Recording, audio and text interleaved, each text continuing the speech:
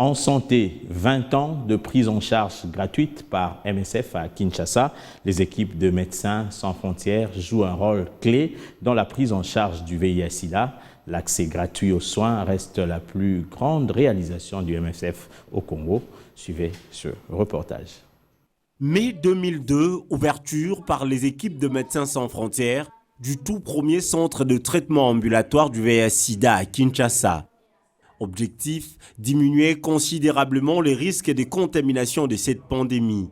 Selon le coordonnateur de ce projet, les programmes enregistrés en 10 ans sont indéniables. Comparé depuis 2002 jusqu'à ces jours, il y a eu énormément de progrès sur les différentes réalisations qui ont été faites par rapport au traitement gratuit des personnes vivant avec le VIH, par rapport au nombre de patients qui ont été mis sous traitement, par rapport au dépistage, par rapport aux enfants.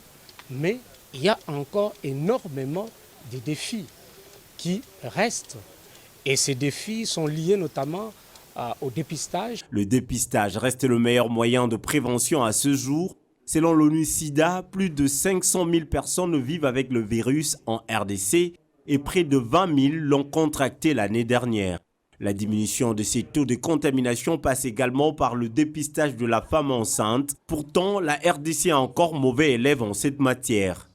Aujourd'hui, on est à 42% des femmes enceintes qui sont dépistées en RDC. Ce qui montre d'énormes efforts à faire. Et aujourd'hui, il n'y a que 11% des bébés nés de femmes VIH positives qui ont accès au dépistage. Quant à la coopération entre le gouvernement et les organisations des Nations Unies qui luttent contre le sida, ainsi qu'entre autres partenaires indépendants qui mènent le même combat, le MSF continue d'appuyer l'État congolais dans la prise en charge des contaminés du VIH-Sida.